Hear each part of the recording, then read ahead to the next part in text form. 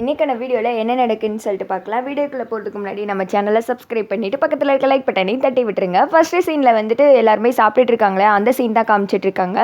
மாயா, நீ காலையிலேருந்து எதுவுமே சாப்பிடல, நானும் கவனிச்சு தான் இருக்கேன், நீ எனக்காக விரதம் இருக்கேன்னு எனக்கு தெரிஞ்சிருச்சு அப்படின்னு சொல்லிட்டு சீனு மனசில் யோசிச்சுட்டு இருக்கேன். சரி, எல்லாருமே வந்துட்டு அவங்கவுங்க சாப்பிட்ட தட்டை வச்சுட்டு போயிருங்க, அவங்க மனைவிமார்கள்லாம் அடுத்து சாப்பிட்டுக்குருவாங்க. சாரு, சீனு, நீங்கள் மட்டும் உங்கள் தட்டை கொண்டு போய் கிச்சனில் வச்சுருங்க அப்படின்னு சொல்லிடுறேன். சரின்னு சொல்லிட்டு அவங்க 2 பேரும் எஞ்சி போயிடுறாங்க. இவங்க எல்லாருமே ஹஸ்பண்டு சாப்பிட்ட தட்டில் ஒய்ஃப் உட்காந்து எல்லாரும் சாமியை வேண்டிட்டு சாப்பிட்றாங்க. அடுத்த சீனில் மாயா கிச்சனுக்கு போகிறாங்க. ஐயோ, இதில் சீனு வச்ச தட்டு எதுனே தெரியவே இல்லையே அப்படின்னு சொல்லிட்டு எடுத்து பார்க்க எஸ் அப்படின்ற மாதிரி அதில் வந்துட்டு சிக்னல் போட்டிருக்கு. சீனு, நீ கோளாறுக்கார ஆளுதான், எங்கே நான் வேறு தட்டில் வந்துட்டு மாற்றி சாப்பிட்ற போனேன்னு சொல்லிட்டு தட்டில் வந்துட்டு எஸ் போட்டு வச்சிருக்கியா அப்படின்னு சொல்லிட்டு, சரி இதில் போட்டு சாப்பிட்ற வேண்டியதான், நமக்கு இதிலெல்லாம் நம்பிக்கை கிடையாது, எல்லாம் சீனுக்காகத்தான் அப்படின்னு சொல்லிட்டு அந்த தட்டில் சாப்பிட்டுட்டு இருக்காங்க. திடீர்னு விக்கல் வந்துடுது. தண்ணி குடிக்கிற மாதிரி எடுத்து குடிச்சிக்கிட்டு இருக்கு. அந்த இடத்துக்கு வந்துட்டு சீனு வந்துடுறாங்க. ஏதோ ஒருத்தங்க சொன்னாங்களாம், விரதெல்லாம் இருக்க மாட்டேன், எனக்கு இதில் பழக்கலாம் கிடையாது அப்படி இப்படின்ட்டாங்களாம், நீ மெதுவாக சாப்பிட்டு தண்ணியை உட்காந்து குடின்னு அப்படின்னு சொல்லிட்டு சீனு அங்கேருந்து கிளம்பிட. அடுத்து மாயா இப்படி சாப்பிட்றத ஜானகி பார்த்துறாங்க. இவ எதுக்கு சீனு தட்டில் சாப்பிட்டுக்கிட்டு இருக்கா, ஐயோ ஒன்றுமே புரியலையே அப்படின்னு சொல்லிட்டு ஒரு மாதிரி டென்ஷனில் நின்றுக்கிட்டு இருக்கா. அடுத்த சீனில் ஜானகி கோவிலில் உட்காந்துட்டு இருக்காங்க. கடவுளே, இது என்னப்பா எனக்கு வந்துட்டு வந்த சோதனை, மாயா வந்துட்டு இப்படி சீனு சாப்பிட்ட தட்டில் சாப்பிட்டுட்டு இருக்கா, அவங்க 2 பேர்த்துக்கும் இடையில என்ன உறவு இருக்குது, எனக்கு ஒன்றுமே புரியலையே அப்படின்னு சொல்லிட்டு குழப்பத்தில் இருக்க. அப்போ வந்துட்டு ஒரு சாமியார் அம்மா மாதிரி வர்றாங்க. ஜானகி அப்படின்னு சொல்ல ஜானகி வந்துட்டு எஞ்சி நிற்கிறாங்க. வீட்டில் நடக்கிற குழப்பத்துக்கு சாமி முன்னாடி வந்து விடை கேட்டுக்கிட்டு இருக்கே அப்படின்னு சொல்ல, எங்கள் எல்லாருக்குமே வந்துட்டு விடை கொடுக்குற தெய்வமே சாமி தானே, அவங்கள விட்டால் நாங்கள் யார்கிட்ட போய் கேட்க அப்படின்னு சொல்ல, நீ தானே ஒரு சொந்தம் கடைசி வரைக்கும் வேணும்னு சொல்லிட்டு ஆசைப்பட்டேன், அந்த சொந்தம் உன் கூட வரப்போகுது, ஆனால் அது முக்கியமாக அந்த சொந்தத்தால் உன் புருஷனுக்கு ஏற்பட போகிற அவமரியாதை முக்கியமாக நீ தான் முடிவு பண்ணிக்கணும் அப்படின்னு சொல்ல, என்னம்மா நீங்கள் எப்படி சொல்கிறீங்க, எனக்கு என் சொந்தமும் முக்கியம், என் புருஷனோட மரியாதையும் முக்கியம் அப்படின்னு சொல்ல, சாமியார் வந்துட்டு சத்தமாக சிரிக்கிறாங்க.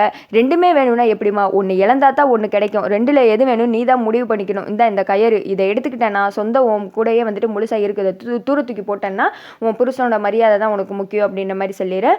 அந்த கயிறை வாங்கிட்டு, எனக்கு வந்துட்டு மாயா ரொம்ப முக்கியம் தான், ஆனால் அதை விட என் புருஷனோட மரியாதை ரொம்ப முக்கியம், 20 வருஷத்துக்கு முன்னாடி நடந்தது மறுபடியும் நடந்துடக்கூடாது, நாங்கள் இப்போ வரைக்கும் பட்ட கஷ்டமே போதும் அப்படின்னு சொல்லிட்டு அந்த கயிறை தூர தூக்கி போட்டு வீட்டுக்கு கிளம்புறாங்க. அங்கே பார்த்தா மாயா, தனம் எல்லாருமே உட்காந்து தாயம் விளையாண்டுட்டு இருக்காங்க. இன்ட்ரெஸ்டிங்காக இருக்குது இந்த கேம் அப்படின்னு சொல்லிட்டு என்ஜாய் பண்ணி விளையாண்டுட்டு இருக்காங்க. அப்போ ஜானகி வராங்க. மாயா, உங்ககிட்ட கொஞ்சம் தனியாக பேசணும் வா அப்படின்னு சொல்ல மாயா வந்துட்டு போகிறாங்க. என்ன பெரியமா சொல்லுங்க அப்படின்னு சொல்ல, அது வந்து அப்படின்னு சொல்லிட்டு சொல்ல போகிற நேரத்தில் தனம் ஓடி வர்றாங்க. என்னத்த நான் எதுக்கு வந்தேன் அப்படின்னு சொல்லிட்டு ஜானகி கேட்க, அம்மா நாளைக்கு எனக்கு மேட்ச் இருக்குமா, நீங்கள் தான் எப்படியாவது ஹெல்ப் பண்ணணும், நான் கண்டிப்பாக விளையாடணுமா, இந்த மேட்ச் எனக்கு ரொம்ப முக்கியமா அப்படின்ற மாதிரி தனம் சொல்கிறாங்க. அதை கேட்டது ஜானகி ஷாக் ஆகிடுறாங்க.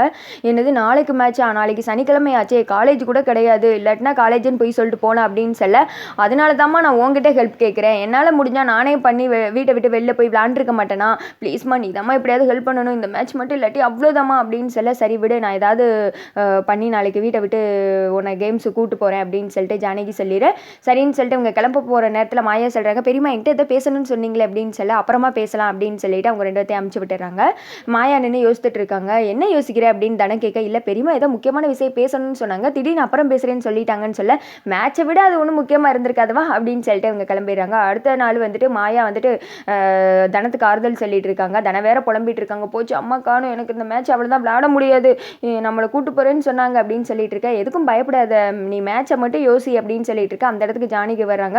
என்னம்மா டைம் ஆயிடுச்சு, இன்னும் வந்துட்டு எங்களை கூப்பிட்டே போல அப்படின்னு சொல்ல, உங்கள் அப்பா சித்தப்பா யாருமே வீட்டை விட்டு வெளியில் போலடி, போனால் நம்ம அப்படியே தெரியாமல் போயிடலான்னு சொல்லிட்டு நினச்சோம், ஆனால் அவங்க வீட்டிலே உட்காந்து கணக்கு பார்த்துக்கிட்டு இருக்காங்க, என்ன செய்யறதுன்னு எனக்கே தெரியல அப்படின்னு சொல்லிட்டு யோசிச்சுட்டு இருக்க. அப்போ வந்துட்டு தானே அழுக ஆரம்பிச்சிடுறாங்க. இப்போ எனக்கு அவ்வளோதானா, எனக்காக இந்த ஒரு மேட்சை கூட நீங்கள் விளையாடுறது ஹெல்ப் பண்ண மாட்டீங்க, அவ்வளோதான் என் கெரியரே போச்சு அப்படின்னு சொல்லிட்டு அழுதுட்டு இருக்க.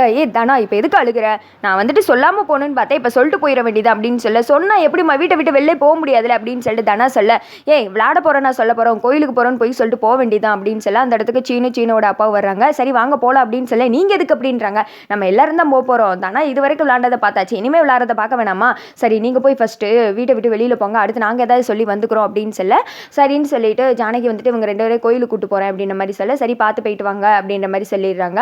அப்போ வந்துட்டு அவங்க அத்தை கேட்குறாங்க, ஜானகி கோவில் ஏதாவது விசேஷமா அப்படின்னு கேட்க, அதெல்லாம் இல்லை, சும்மா தான் இவங்க 2 பேரும் கோயிலுக்கு கூட்டு போகணும், ரொம்ப நாள் யோசிச்சுட்டு இருந்தேன் அப்படின்னு சொல்லிட்டு ஜானகி கிளம்பிற. அடுத்த சீனில் சாரு அவங்க எல்லாருமே பேசுகிறாங்க. பார்த்தீங்களாக்கா, இவ உங்கள் வீட்டு மருமகளாக வரப்போறவ, இவளை கூட்டு போகணும்னு தோணலை அப்படின்னு சொல்ல, பரவாயில்ல நானும் அவ்வளோ தூரம் கோயிலுக்கெல்லாம் இப்போலாம் நடந்து போகலாம் மாட்டேன், இவங்க கூப்பிட்டாலும் நான் போயிருக்க மாட்டேன் அப்படின்னு சொல்லிட்டு சாரு சொல்லிடுறாங்க. அடுத்து சீனுவோட அப்பா ஹாலுக்கு வந்துட்டு சீனு எங்கே இருக்க இங்கே வா அப்படின்னு சொல்லி சீனு குடுக்குன்னு ஓடி வர்றாங்க.